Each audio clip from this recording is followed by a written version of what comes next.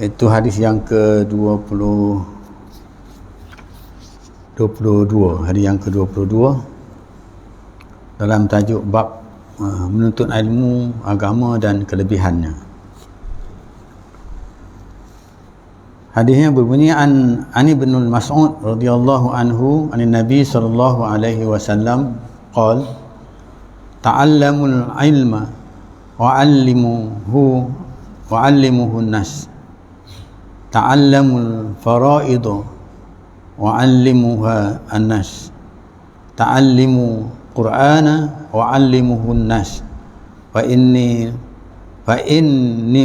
mru'un maqbudun wal ilm sayuqbadu wa tazharul fitan hatta yahtalifasnani fi faridatin wala yajidani ahadan yafsilu bainahuma. Bahwa Ad-Darmi wa Darqutni. Hadis yang ke-22 hadis yang ke-22 yang bermaksud dari Ibnu Mas'ud radhiyallahu anhu dari Nabi sallallahu alaihi wasallam, sabdanya, pelajarilah ilmu-ilmu agama dan ajarkanlah dia kepada orang ramai.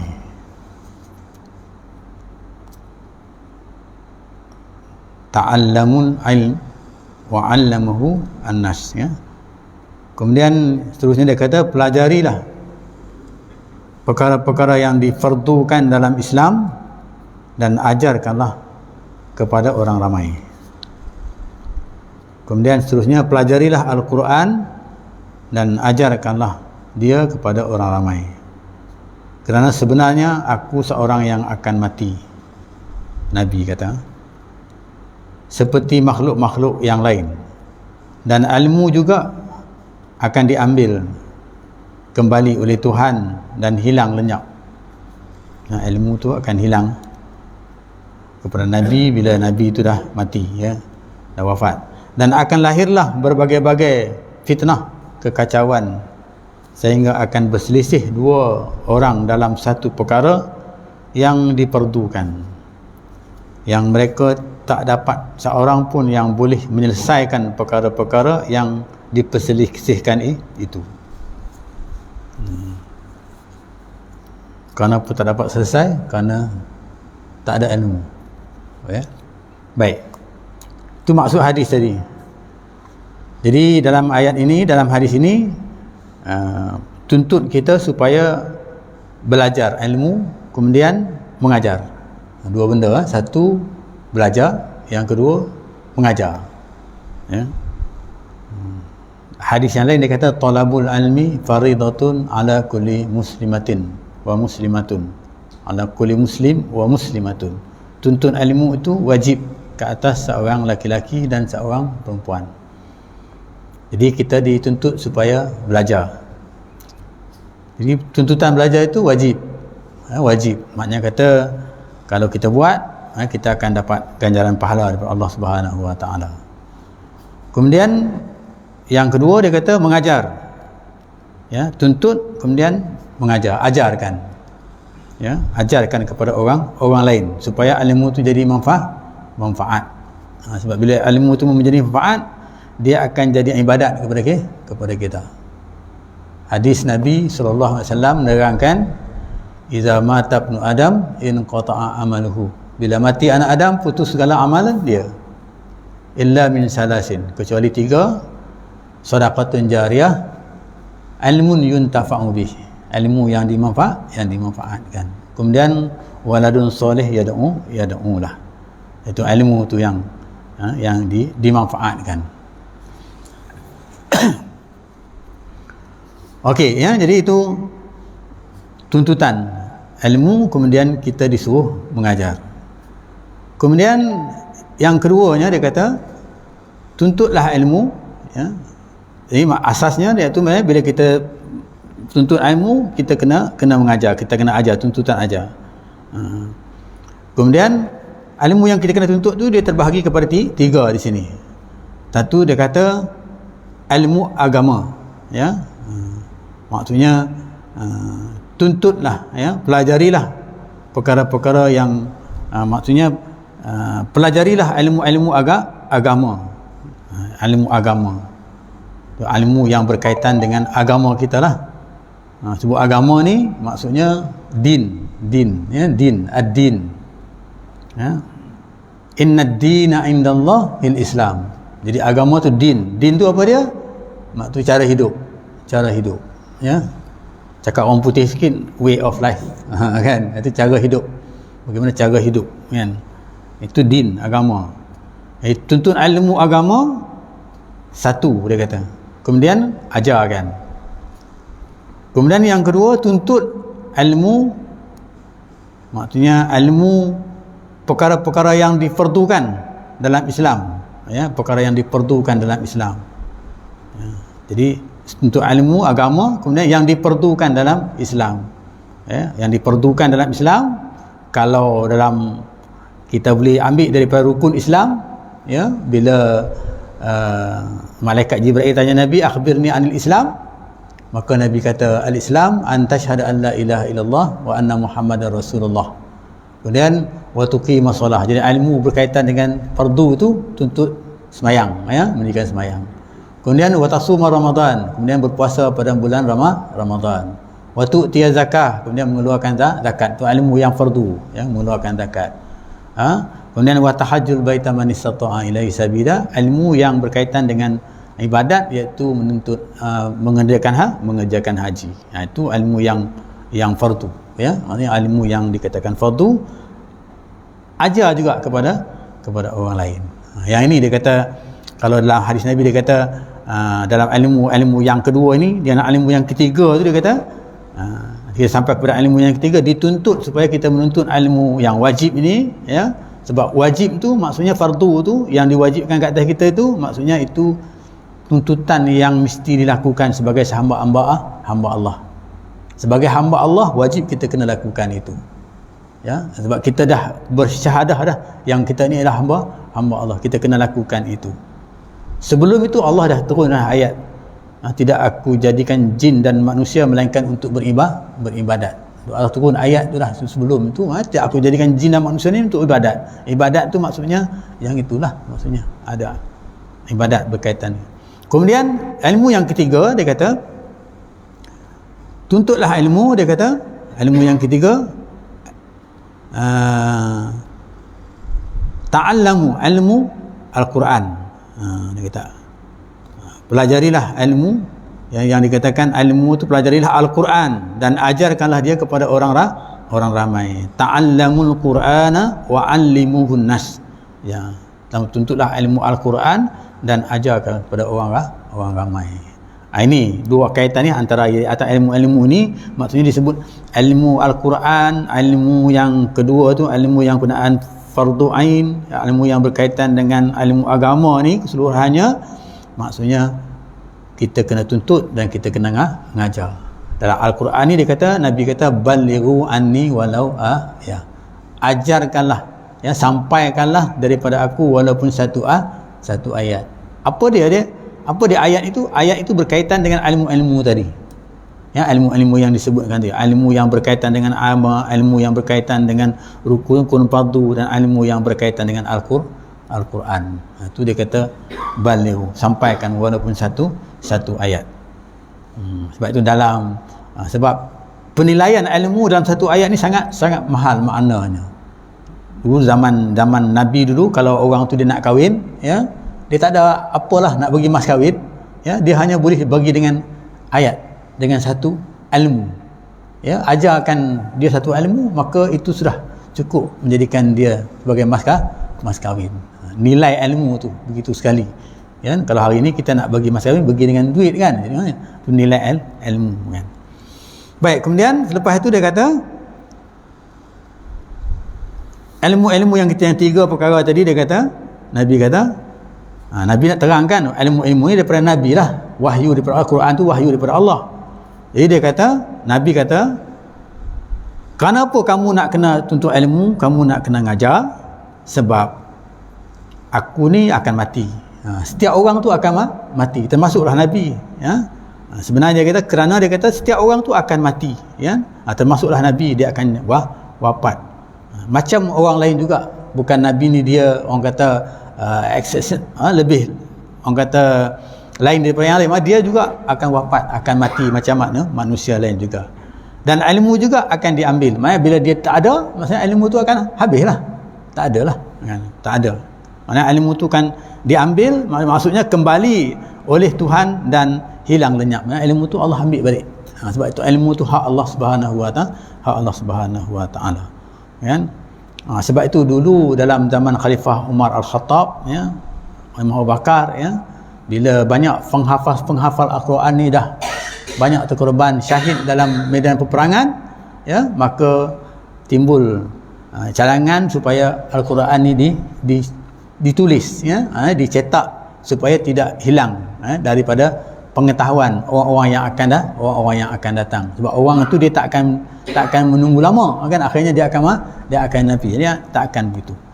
Itu antaranya mengapa dia kata Nabi kata begitu. Kenapa dia kata begitu? Ilmu ni kalau tak ada, dia kata Nabi bagi contoh, dan akan lahir berbagai-bagai fitnah, kekacauan. Maknanya di akhirnya bila ilmu ni tak ada kepada orang itu, ya, jadi di akhir zaman ni, ya, akan lahir berbagai-bagai fitnah dan kekacauan, ya, sehingga akan berselisih dua orang, ya, akan berselisih dua orang itu, selisih pendapat lah, berkaitan dengan ilmu, selisih pendapat, selisih macam-macam lah, ya. Sebab apa? Sebab dia kurang ilmu yang menyatukan dia. Sebab ilmu tu yang menyatu dia, mendekatkan dengan Allah Subhanahu wa taala. Tapi kerana ilmu tak ada, ya, maka dia akan berselisih faham, ya, ataupun ilmu tu tak sampai kepada hakikat yang sebenarnya, ya, maka akan berlakulah perselisih faham, ya. Kadang-kadang dalam perselisih faham tu dia dalam bab fardu, bab yang qat'i, bab fardu, kan, macam kita kata bab solat lah, bab semayang, kan, contoh kita semayang, kan, sampai hari ni pun kita duk bising lagi, ya, kenapa perlih dia semayang subuh dia tak buat takbir, dia tak buat doa kunut, kan. Sedangkan kita buat doa kunut itu benar-benar yang sampai begitu sekali ada, kan. Banyak lagi lah perkara-perkara lain, kan. Yang tu maka antara selisih faham itulah yang menimbulkan banyak dikatakan khilaf antara satu dengan yang lain, ataupun syariat di antara satu dengan yang lain, perbezaan pendapat ulama-ulama dan sebagainya, sehinggalah terbentuknya golongan Syafi'i, dan dikatakan sunnah wal jamaah dan sebagainya, terbentuk begitu. Okey. Dan bila timbul keadaan itu, dia tak dapat menyelesaikan, tak boleh menyelesaikan masalah itu, ya, tak boleh menyelesaikan masalah itu. Jadi perselisihan itu akan berpanjangan, tak boleh menyelesaikan masalah. Sebab itu dalam hadis yang lain, Nabi sebut, dia kata taraktu fikum amrain, dia kata, aku tinggalkan kepada kamu dua perkara, ya, dua perkara, lan tadillu ma tamassaktum bihima, ya, kamu tak akan sesat, ya, tak akan menghadapi masalah ataupun kesesatan, ya, dengan dua perkara itu, dengan dua benda yang ditinggalkan itu, ya. Apa dia? Alkitab wa sunnah Rasulullah sallallahu alaihi wasallam, iaitu kitab tu Al-Quran dan sunnah Nabi sallallahu alaihi wasallam. Itu hadis Nabi sallallahu alaihi wasallam, macam hadis yang kita baca ini.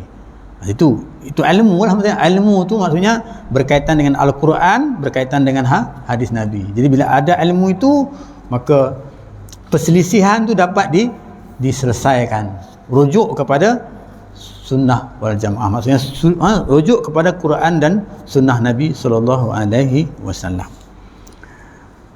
Baik, dalam kitab ini dihuraikan, dikatakan perintah belajar dan mengajar, istilahnya ilmu yang diperintahkan belajar dan mengajarnya.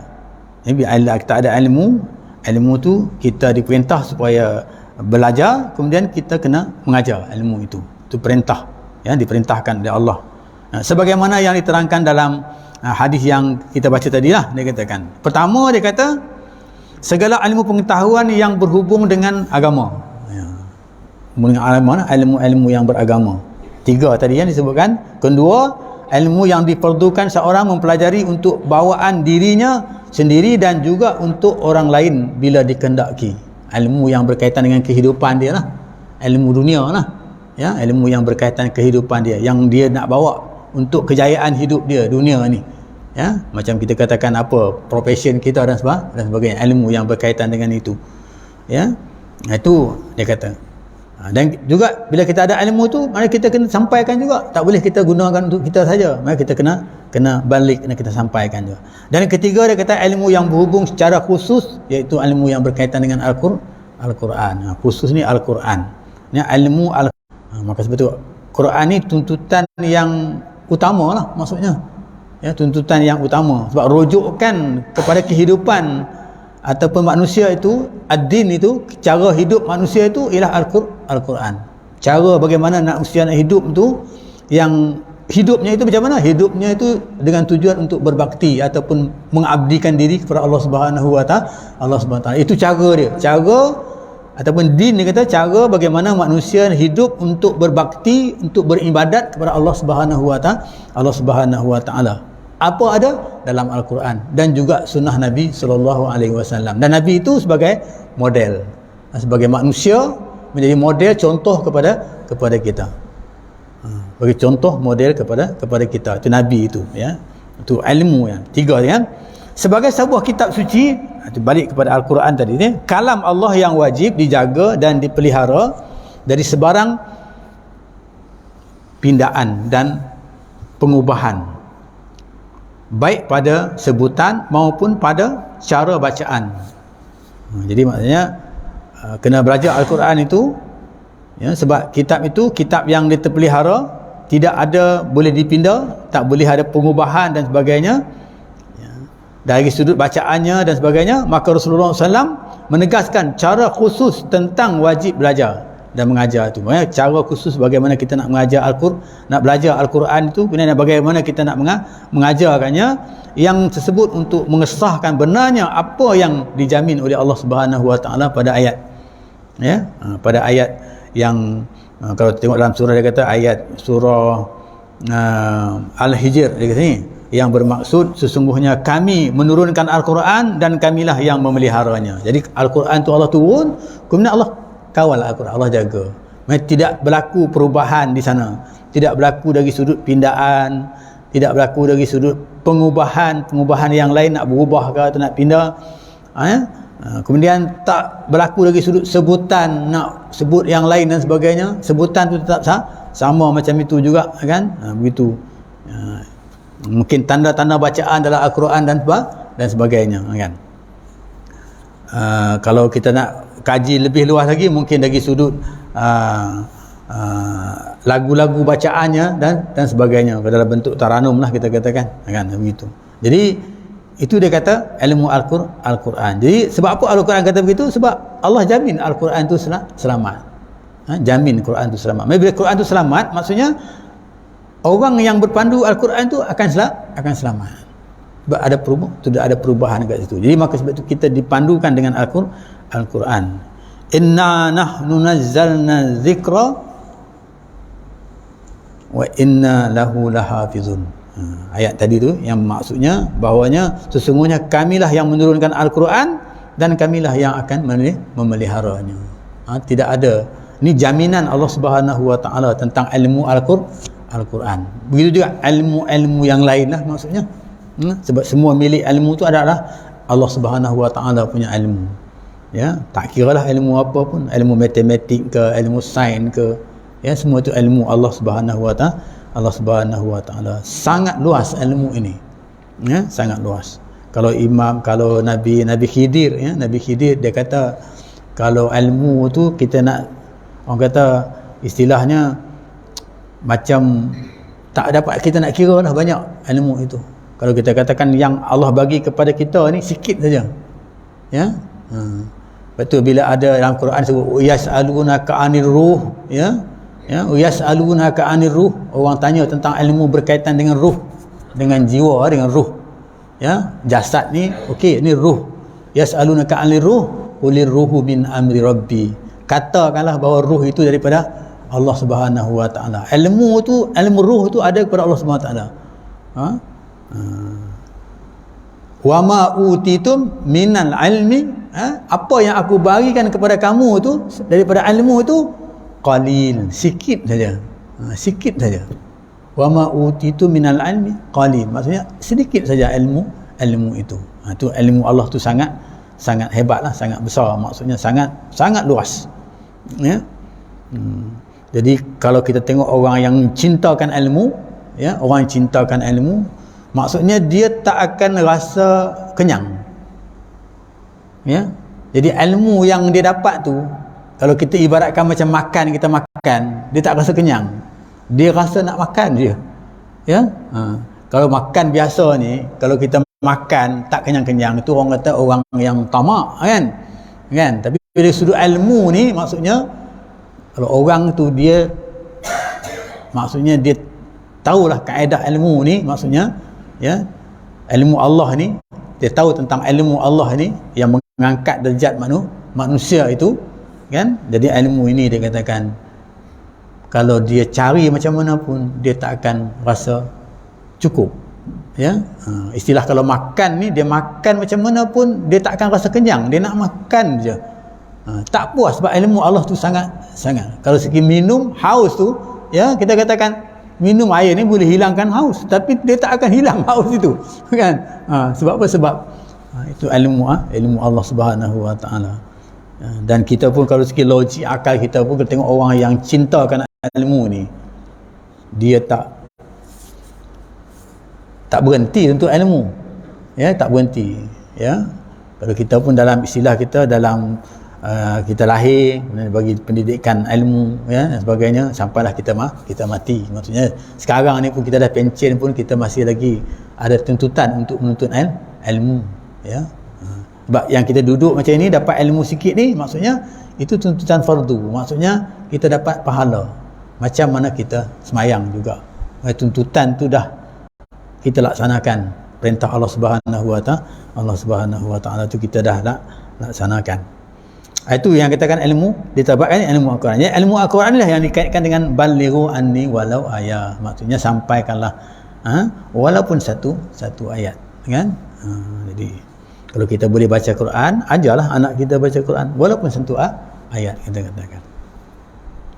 Kemudian habis kita ilmu, ya. Jadi kalau kita nak bincangkan tentang ilmu-ilmu yang lain tu, fardu ni maksudnya bagaimana? Jadi tapi di sini dihuraikan tentang ilmu yang, maknanya yang ilmu yang selamat kita, yang menyelamatkan kita. Ilmu yang menyelamatkan kita iaitu ilmu yang berdasarkan kepada wahyu Allah, iaitu Al-Quran dan sunnah Rasulullah sallallahu alaihi wasallam. Baik, selepas itu Nabi terangkan pula tentang kenapa perlu ada ilmu, ya. Kenapa perlu ada ilmu? Kerana ilmu itulah yang dapat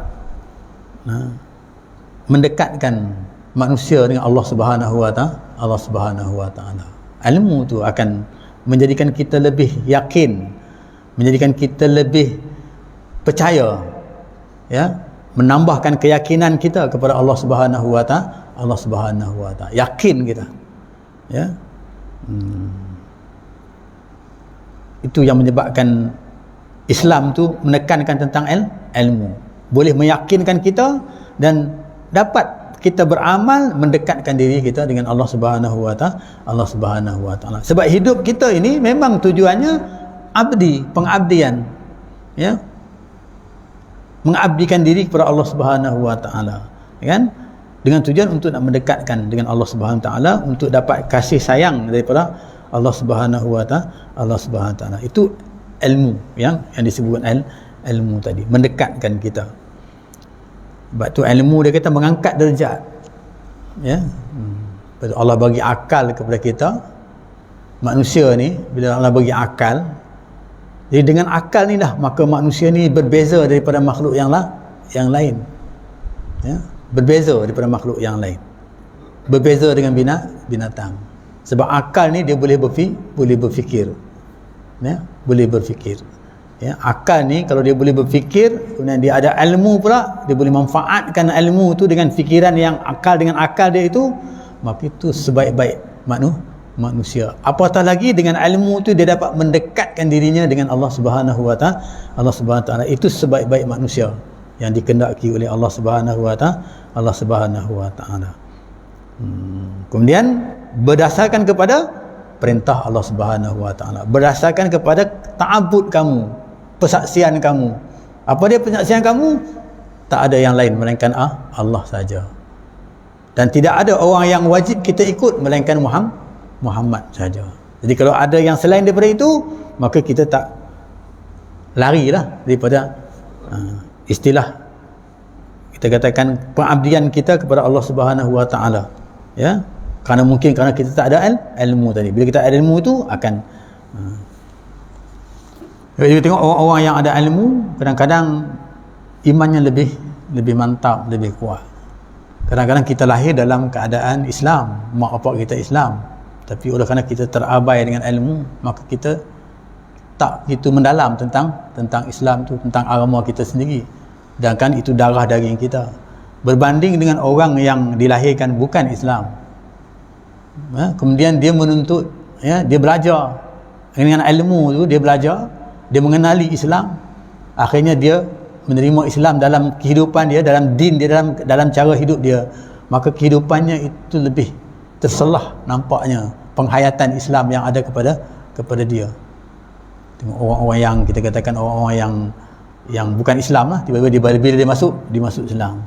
Dan dalam zaman Nabi pun maksudnya itu juga tengok Jan Salman Al-Farisi, dia bukan daripada seorang Islam, bukan daripada asal Islam, dia orang Parsi, orang yang menyembah matahari menempah bulan kan, tapi oleh kerana dia mengkaji ilmu yang dia belajar tu, dia mengkaji, dia belajar kitab Taurat, dia belajar kitab Injil kan, dia belajar semua itu sampai dia jadi orang yang paling mahir lah.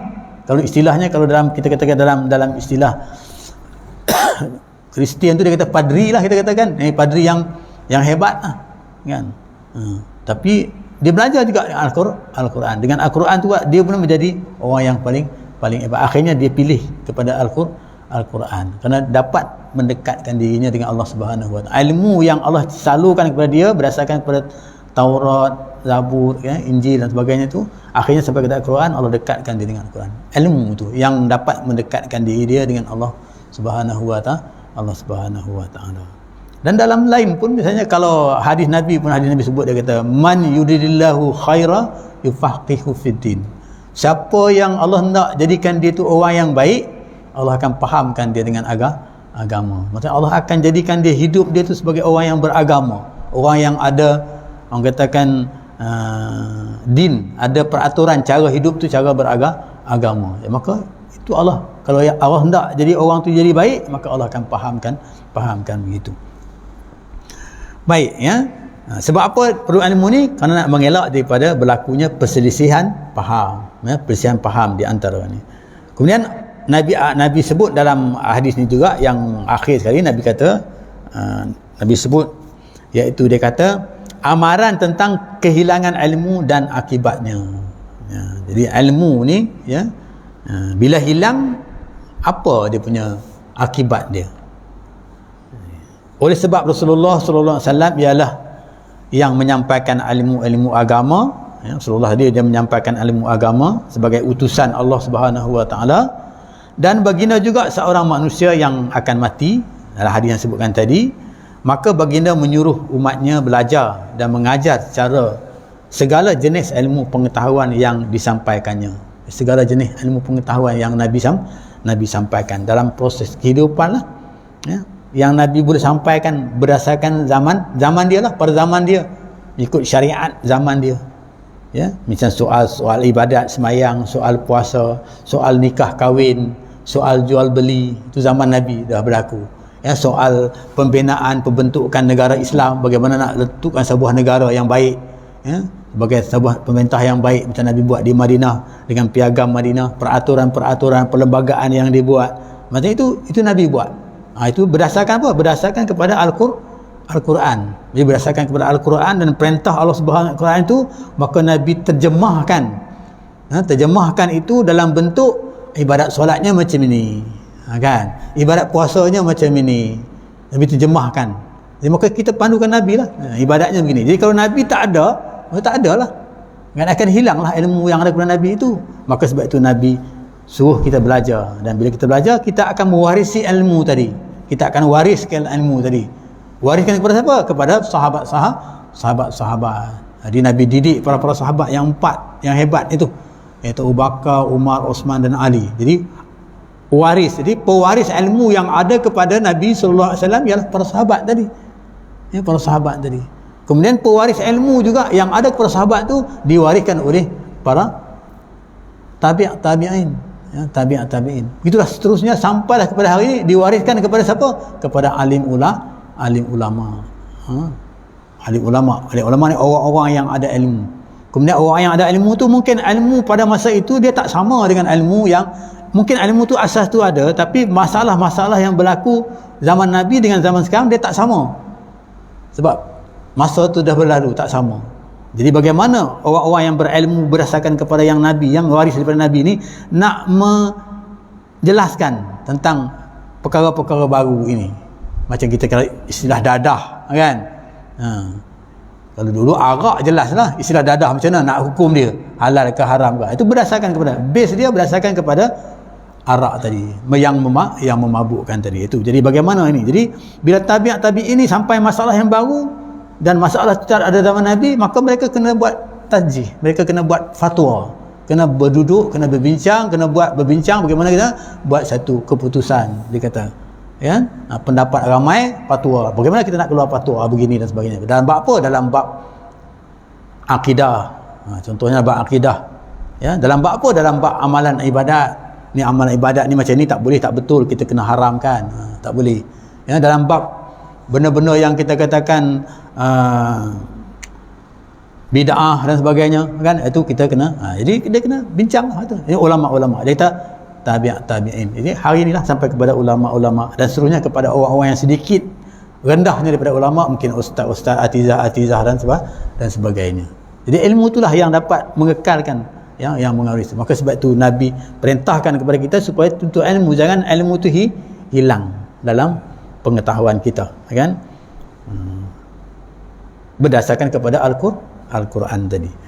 Okey, itu Nabi kata, mati, dia kata baginda menyuruh umatnya belajar dan mengajar segala jenis ilmu pengetahuan yang disampaikannya, kerana dengan kecuaian belajar, jadi kita tak belajar, cuai kita belajar, tak nak belajar contohnya, dan mengajar, kita pun tak peduli, ya, tak kisah, ya, maka ilmu pengetahuan akan beransur-ansur hilang. Akan ansur hilang. Ada juga orang ada ilmu tapi dia tak mau mengajar, dia duduk diam saja, dia tak menyampaikan. Saya dulu masa jadi penyelia pendidikan Islam di Pejabat Pendidikan Negeri Selangor, saya selalu marah kepada ustaz-ustaz ni, sebab kita kawal mereka. Marah ustaz, mereka pergi sekolah, balik sekolah, pergi sekolah mengajar, balik sekolah habis, pergi sekolah yang mengajar. Sedangkan ilmu tu boleh dimanfaatkan di kampung, di surau, di masjid.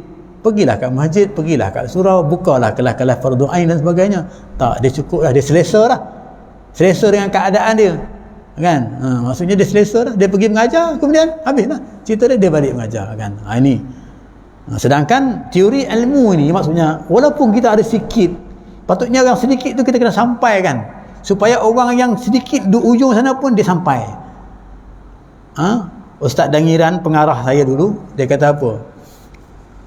Ilmu ni, dia kata, kita nak bagi manfaat tu bukan untuk orang yang dekat saja, orang yang jauh pun kita kena bagi juga manfaat dia. Macam kita baling batu dalam kolam, sebuah kolam tu, kita baling batu, kan? Tempat yang kita baling tu ombaknya kuat lah, tu cantik lah, macam di masjid kita tengok, ini cantik lah, kan, kita katakan. Dan kalau boleh ombak tu dia akan sampai ke tebing. Jadi bila nak sampai ke tebing tu sikit-sikit lah dia sampai sikit. Walaupun sedikit, maksudnya manfaatnya berharga di sisi Allah Subhanahu wa taala. Itu dia kata faman ya'mal misqala dzarratin khairan yarah. Buat sedikit pun maksudnya akan dapat ganjarannya. Ya. Bukan maksudnya kita campak kat situ, banyak kat situ, ombaknya kuat, kan? Tapi kadang-kadang tak ada kesan pun, kan? Tapi hak yang sedikit sampai kat tebing tu, Kadang-kadang yang sedikit tu menjadi kesan seorang, dua orang, itu sudah cukup. Itu yang dimaksudkan, kan, dengan ilmu itu. Itu kaedah ilmu yang maka sebab itu Nabi perintahkan kepada kita supaya kita tuntut ilmu maksudnya. Jadi dalam hal ini cerita tentang ilmu agama lah, ya, ilmu agama dan juga ilmu-ilmu yang lain. Kalau kita luas lagi dengan ilmu-ilmu yang lain, maksudnya termasuklah ilmu-ilmu yang kita belajar di sekolah, ya. Dia akan hilang kalau kita tak buat begitu, dia akan hilang. Ya, macam contohlah macam saya ni, kan, kita belajar dulu, kemudian kalau kita tak bagi benda ni, dia takkan. Jadi makna dia akan hilang. Tapi bila kita bagi, dia bukan hilang, tak hilang. Bukan ilmu tu akan hilang daripada kita. Bahkan bila kita bagi, dia akan tambah lagi kepada kita. Macam kita baling tembok lah, ya? Bola kita baling tu, dia tak akan pergi tempat lain, dia akan balik kepada kita. Itu dia kata ilmu yang memberi manfaat tadi. Maksudnya tak sia-sia kita bagi itu, maknanya dia akan pulang balik kepada kita dalam bentuk Allah Subhanahu Wa Taala saja yang tahu apa yang dia nak bagi.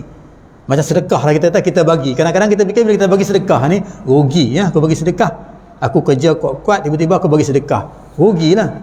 Sebenarnya tak rugi. Tak rugi sedekah yang kita bagi itu. Dia tak rugi. Dia akan pulang balik kepada kita. Kita akan pulang balik kepada kita. Ya, kita duduk main bola tu baling pum-pam, dia akan pulang balik kepada kita. Banyak mana kita bagi, banyak itulah dia akan balik kepada kita. Bahkan mungkin lebih lagi daripada itu. Allah bagi dah sebut ibadat sembahyang berjemaah sekali, lebih daripada itu dapat 27. Ya. Banyak lagi lah dalam bab-bab yang lain dia bagi. Kita baling sekali, bukan sekali datang, maknanya dia datang bertubi-tubi kan kepada kita. Maknanya kita jangan kita kesal lah apabila kita bagi sesuatu ilmu, ya, kalau kita kaitkan dengan sedekah, dia tak akan jadi apa orang yang bersedekah itu, ya, bahkan dia akan bertambah kaya, akan bertambah dapat nikmat. Tidak akan jadi kurang ilmu bagi orang yang bagi ilmu itu, ya, bahkan dia akan ditambah oleh Allah Subhanahu Wa Taala dengan idea-idea ataupun dengan kudrat dia boleh membaca lagi.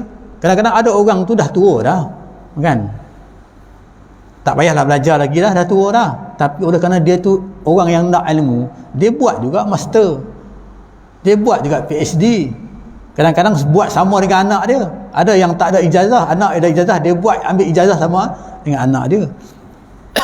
Saya ada kawan saya nama Cik P, dulu dia pegawai pendaftar Uniten, universiti dekat Lebuh Raya tu, dekat Uniten tu. Anak dia ambil PhD, dia tak ada apa biasanya, dia pun ambil sama PhD. Kan, sebab apa? Sebab ilmu bukan kurang. Bos saya masa ke pejabat Kerajaan Selangor dulu, Ustaz Majid, Timbalan Mufti Negeri Selangor, kan, kemudian anak dia kata berhentilah, tak payahlah, dia kata daripada jadi mufti tu lah, rehatlah, dia kata, kan, dia pun encel lah, rehat, kan, minta rehat. Bila rehat tak tahu nak buat apa, dia kata. Tak tahu nak buat apa rehat, dia kata. Nak buat apa ni rehat, dia kata. Dia masuk Universiti Leong Kok Wing. Universiti Leong Kok Wing buat master lah. Bahagian apa? Bahagian pengumpulan hadis. Saya pun baru tahu, punya ada juga kat Universiti Leong Kok Wing. Nama Universiti Cina kan, tapi ada bahagian pengumpulan hadis. Dia WhatsApp, dia kata, kau kalau ada hadis-hadis yang ni, kau WhatsApp lah dengan aku, dia kata, dia nak kompon, dia nak buat syarikat yang begitu sekali.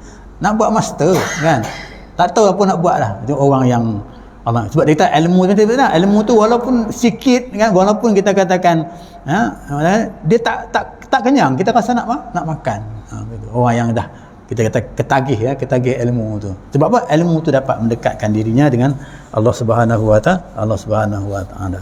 Baik, itulah dalam hadis yang kita baca pada malam ini, iaitu hadis yang ke-22 berkenaan dengan ilmu, ya. Jadi kita tuntutlah ilmu, ya, paling tidak di surau, di masjid, ya. Hari ini di Selangor, di negeri Selangor, negeri kita ni memang orang kata gedung ilmu lah, pergi kat mana-mana pun ada je kuliah, kan. Ada mana surau pun ada kuliah. Sampai ada kawan saya daripada Kedah tu, dia datang duduk sini seminggu dengan rumah anak dia, duduk seminggu. Dia kata aku seronok lah duduk kat sini, dia kata. Kenapa? Pergi mana tempat pun ada kuliah, dia kata. Kalau dekat sana tu, kalau masjid kampung-kampung tu, dekat taman-taman tu, sunyi, dia kata. Kan? Habis semayang balik, dia tak ada apa, dia kata. Bagus, dia kata, kan? Tu penilaian orang luar lah, kan? Kadang-kadang kita dekat dalam ni, yang duduk dalam ni, kita tak tahu pula, kan? Tak tahu apa yang berlaku, kan? Jadi tuan-tuan dan perempuan yang dirahmati Allah sekalian, jadi itu antara punca-punca yang Allah nak bagi hidayah kepada kita. Ilmu tu lah. Maka sebab tu dengan ilmu tu kita kena belajar. Dengan ilmu tu kita akan diberi hidayah oleh Allah Subhanahu Wa Taala. Walaupun banyak punca-punca lain hidayah yang Allah nak bagi. Kadang-kadang Allah tak bagi dengan ilmu, Allah bagi rumah dia dekat dengan masjid, itu pun hidayah juga. Tapi tak buka pula pintu hidayah tu kat dia, kan? Tak sampai juga dekat masjid. Walaupun rumah tu dekat dengan masjid. Kadang-kadang kita beli rumah, kebetulan dapat dengan dekat masjid. Itu Allah nak buka hidayah kepada kita. Kadang-kadang bukan setakat rumah, kadang-kadang kita dapat kawan pula, kawan yang kuat ibadat lah, yang kuat semayang, kita katakan begitu. Yang baik lah, kita kawan yang baik, yang kehidupannya tu cara beragama, dari pakaian dan sebagainya. Itu pun punca yang Allah nak bagi hidayah kepada kita. Bukan hidayah tu hanya banyak, punca daripada hidayah tu sangat banyak. Kawan yang baik, kita katakan, ya, lepas tu ilmu yang kita dapat daripada kawan-kawan, ilmu yang kita belajar, kemudian jiran kita, rumah kita dekat, itu dia kata. Kalau Allah nak bagi hidayah kepada kita lah. Tapi kadang-kadang Allah nak bagi kepada kita tu kadang-kadang tak pandai menilai, ya, apa yang Allah nak bagi kepada kita, kan. Baik, saya berhenti setakat itu. Mudah-mudahan insya-Allah kita akan sambung hadis yang ke-23, ya, iaitu berkaitan dengan ilmu juga, ya. Hadis yang ke-23. Jadi aku qouli hadza wa astaghfirullah azim billahi taufiq wa hidayah. Assalamualaikum warahmatullahi wabarakatuh. Bismillahirrahmanirrahim. Alhamdulillahirabbil alamin wassalatu wassalamu ala asyrafil anbiya'i wal mursalin wa ala alihi washabbihi ajma'in. Allahumma ja'alna minat tawwabin wa ja'alna minal mutatahhirin wa ja'alna min ibadikas shalihin. Allahumma ja'al jam'ana hadza jam'an marhuma wa tafarruqana min ba'dihi tafarruqan ma'suma. Rabbana atina fid dunya hasanah wa fil akhirati hasanah wa qina azabannar. Walhamdulillahirabbil alamin. Qabalallahu minkum.